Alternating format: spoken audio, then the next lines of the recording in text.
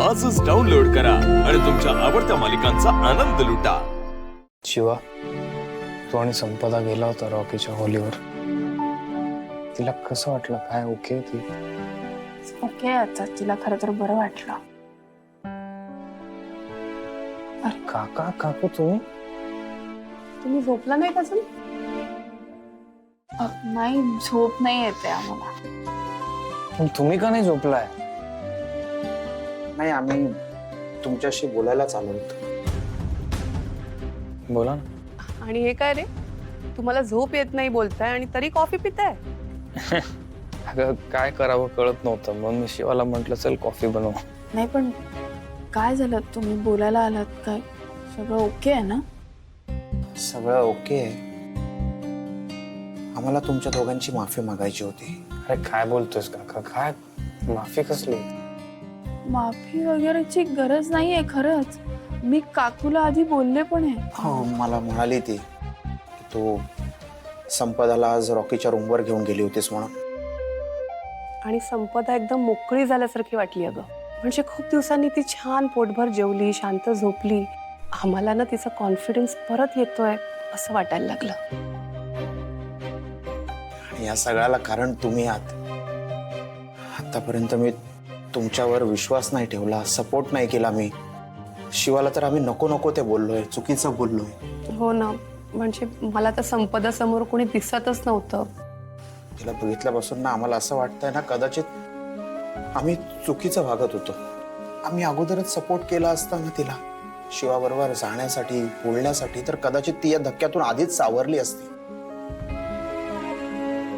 आणि आम्ही हे सांगायला आलोय की यानंतर काहीही झालं ना तरी आम्ही दोघंही तुझ्या सोबत आहोत शिवा।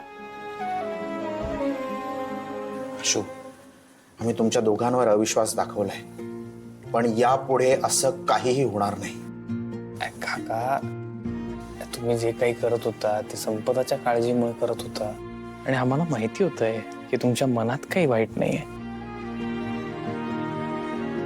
आणि आम्हाला माहितीये की तुमचं केवढं प्रेम आहे, त्यामुळे अशी माफी वगैरेची गरज नाहीये खरंच।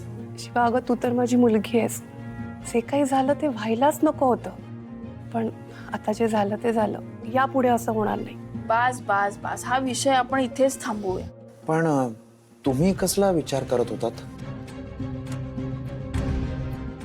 हेच गुन्हेगार कुठे आहे, कोण आहे? 100% कोणीतरी जवळच आहे। अरे पण आशू, पोलिसांना पुरावा मिळाला की आपल्याला कळेलच ना। बघूया काय होतंय।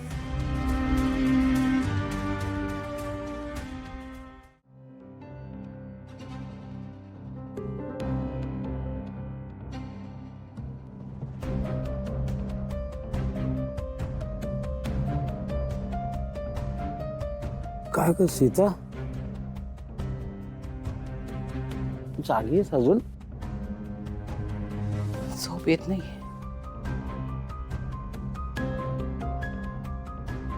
काय झालं आता? कसली चिंता करतेस? आणखी कसली हो, शिवाचीच।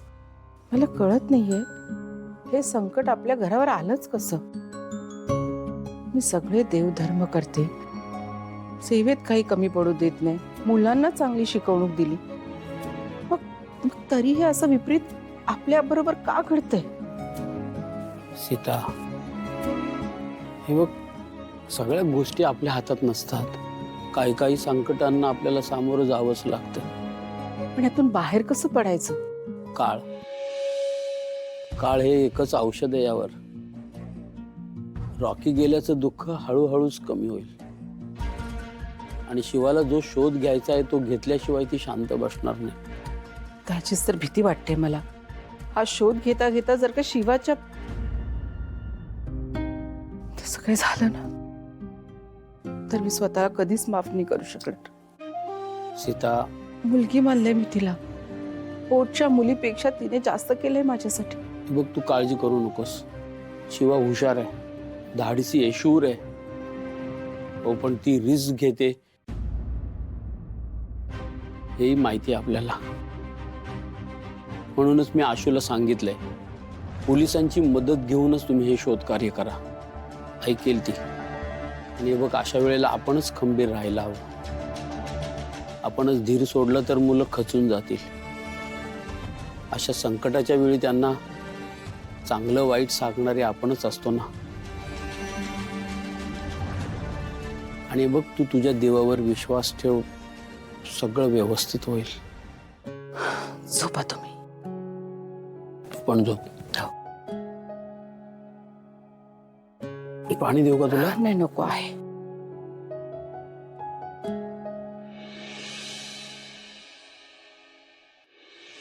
काय होतंय सगळं सुहास? गडबडच होते सगळी. तू कशाला काळजी करतेस? अगं त्या ड्रायव्हरला मारलंय म्हटल्यावर पुरावाही संपला. ती काय शोधेल? डोक्यात फक्त बटाटे भरलेत का रे तुझ्या? अरे एक पुरावा हातात गेला ना तर 10 पुरावे शोधेल ती मुलगी. त्या आधीच सगळे तिच्या बाजूने झाले. पोलीस सुद्धा, त्यांची सुद्धा आता खात्री पटली की तो अपघात नव्हता. अरे मी आता काय सांगितलं तुला? पुरावा नाही म्हटल्यावर ते शोधतील तरी काय? ते काय मला माहित नाही, पण ना आता हा विषय कायमचा संपवायला पाहिजे बरं का. कुठे गेला? हॉलमध्ये पण नाही. एवढ्या रात्रीचा कुठे गेला?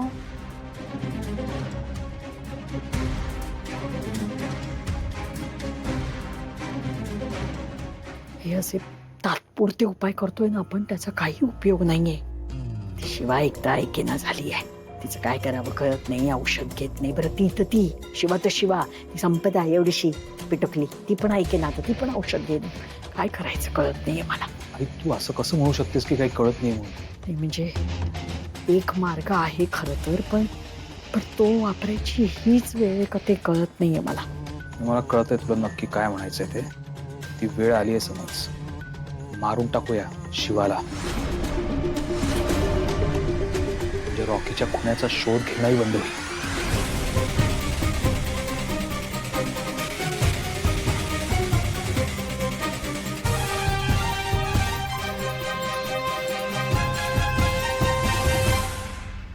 सुहास, काय बोलत होतास तू? काय? कोणाशी बोलत होतास? कोण आहे इकडे? सुहास, मी ऐकलं रॉकीला तू मारलंयस. तू काहीतरी बडबडू नकोस. सुहास, मी ऐकलंय. खरं बोल, तू रॉकीला मारलंयस. मी ऐकलंय. हो, हळू बोल, हळू बोल. अरे मी एकटा इथे कोणाशी बोल? तू मारलंयस रॉकीला. तू काहीतरी बडबडू नको. नाही नाही, मी ऐकलं माझ्या कानाने. सुहास, गप्प बस म्हटलं ना. गप्प बस.